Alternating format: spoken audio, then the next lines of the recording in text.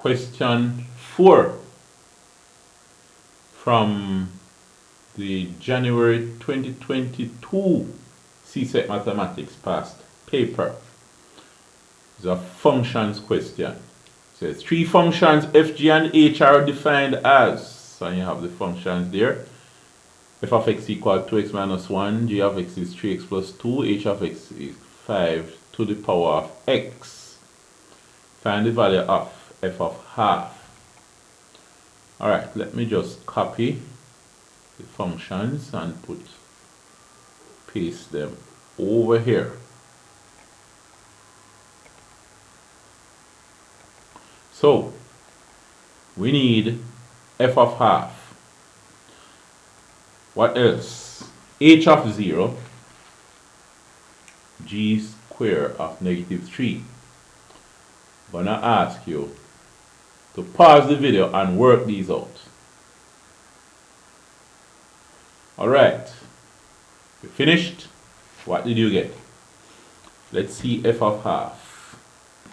Let's see what f of half will turn out to be. First of all, I'm going to rewrite these.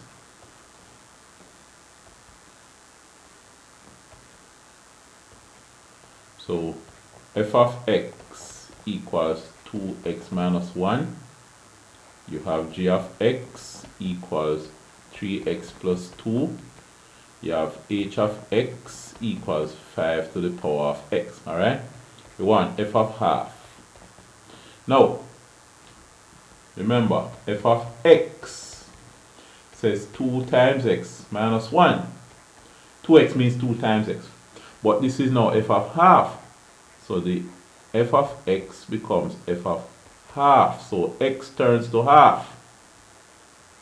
So erase the x and put half there. So 2 by half is what? 1. 1 minus 1 is 0. So f of half would be 0. So about h of 0. Now, h of x is 5 to the power of x. So h of 0, we turn x to 0. We turn this x to 0. What is 5 raised to the power of 0? It is 1. It's not 0 and it's not 5. It is 1. Alright? So that's h of 0. And then g square of negative 3. You notice that for the first two they give 1 mark each, but this one is 2 marks. Because it's a composite function. G square of negative 3. Alright. Let me just erase these for now. So g square of negative 3. What that means, you know, is g of g of negative 3. Alright? Now, remember, g of x is 3x plus 2. G of x is 3x plus 2. See that? Now, here, you put g into g. So, you're going to put this right here. Alright? So what happens is g of x. It is g of negative 3, I mean. Alright, g of x first. Let's put it as g of x equal. You have 3 and you have x plus 2. But the x will become 3x plus 2. So what you have is 3 times 3x plus 2. Alright? So that's what you put there. So, what happened now? This is really g squared of x, right? Which is 3 by 3x plus 2 plus 2. And then, what they ask you for is g square of negative 3. So g square of negative 3 would be 3 times 3 by negative 3 plus 2 plus 2. You see that? Equals, and then we work it out. 3 times 3 by negative 3 is negative 9. Negative 9 plus 2 plus 2. What's going to happen after that? It's going to be g square of negative 3 equals negative 9 plus 2 is what? Negative 7. 3 times negative 7 plus 2, which is 3, 7, 21. Negative 21 plus 2 is what? Negative 21, negative 20, negative 19. This is negative 19. You have g square of negative 3 is negative 19, right? So that's what you have there. Alright. Okay, the next thing they said, find gf of x, giving your answer in its simplest form. Gf of x. Alright, gf of x is what we want next.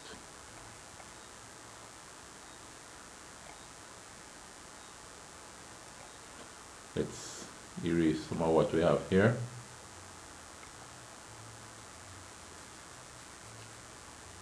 Oh no, I erased part of the original work. Let me do that again. Alright, what was this thing?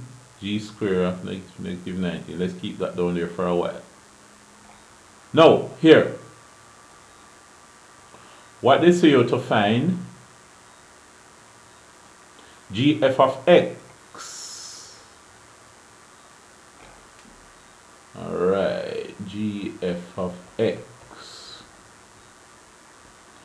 Now, you're going to put f into g. Remember, g of x is 3 times x plus 2. F of x is 2x minus 1. Now this is g of x. G f of x is g of f of x. So this is really g of f of x, right?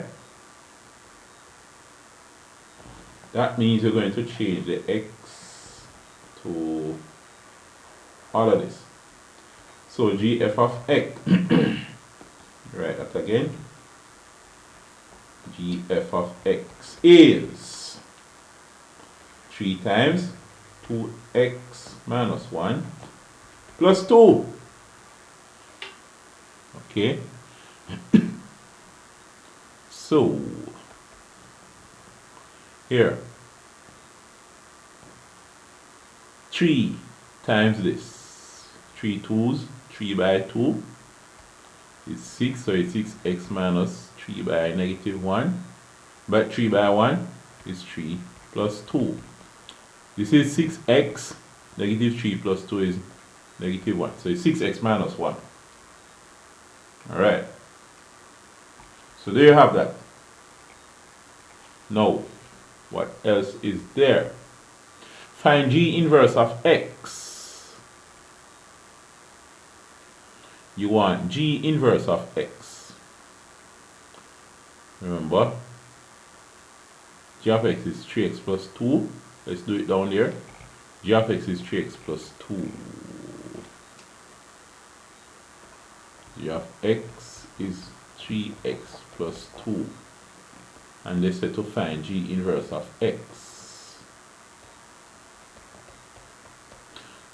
Alright, pause the video and work that out for me. Okay, you've done it. What did you get? Now, one way you can do it is to say Change g of x to y. So you have y equals 3x plus 2. Interchange x and y. So remember, here you're finding the inverse function. So, step 1. Change g of x to y. We have y equals 3x plus 2. Step 2.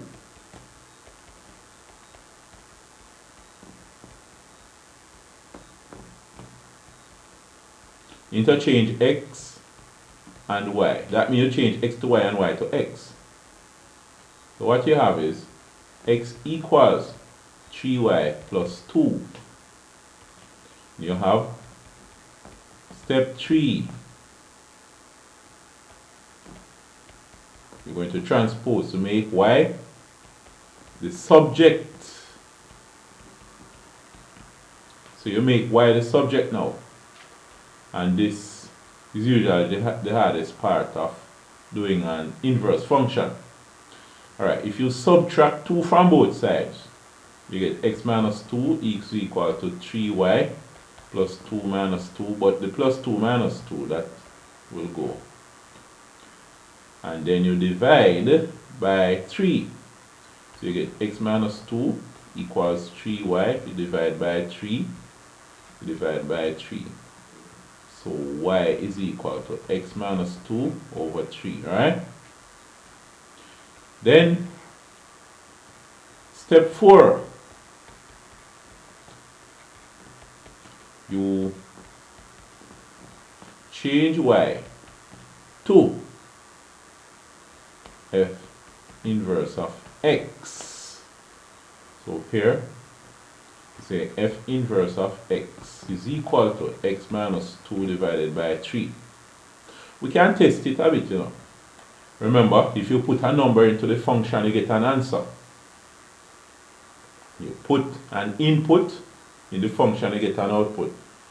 Take the output, put it into the inverse, you get back the original input. Alright? So they do the reverse of each other.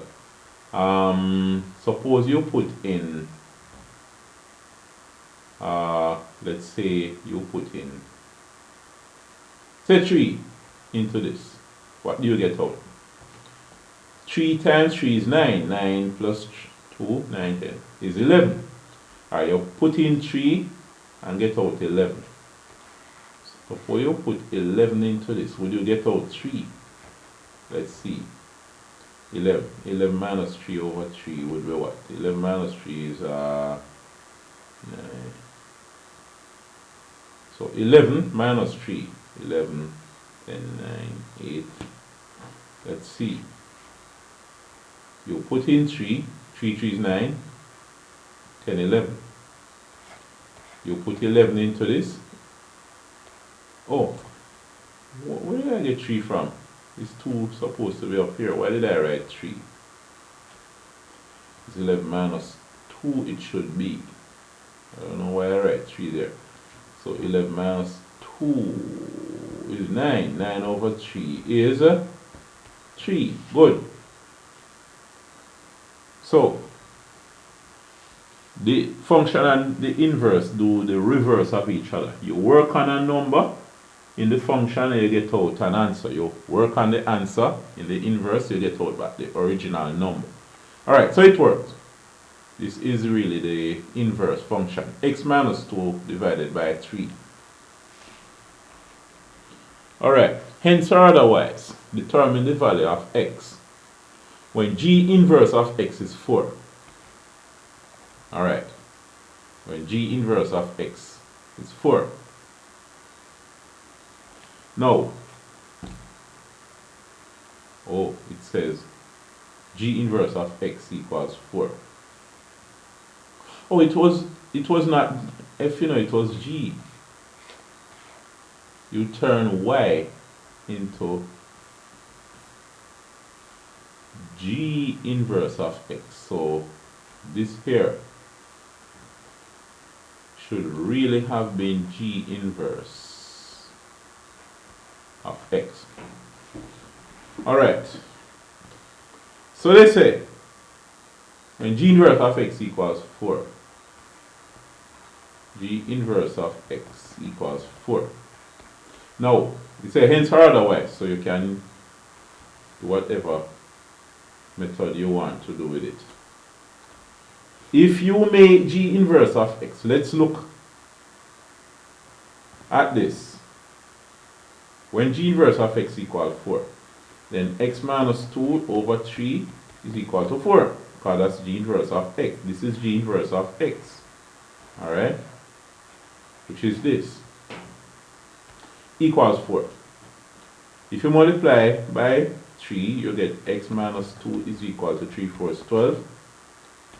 And then after that, you add 2 to both sides, so x is equal to 12 plus 2 equals 14.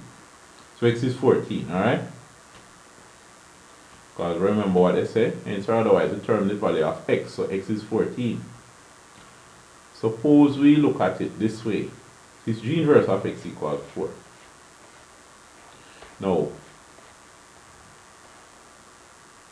if you put 4 into g, you're going to get 3 times 4 plus 2, which is 3 fourths 12 plus 2, 14. Alright? You get 14. Now remember, when you put a number for x, you get out an answer. 14. Alright? You put in 4 into the function, you get out the answer 14. If you put in 14 into the inverse, you're going to get 4. Now, if you had put in 14 here, 14 minus 2 over 3, going to be 12 over 3 equals 4. Now, what that means, right, is that if you put in the 14 for x, the answer you will get is 4. That means, based on what we said earlier, if you put in 14 into the function up there, if you put in 4 into the function up there, you get out what? 14. Alright?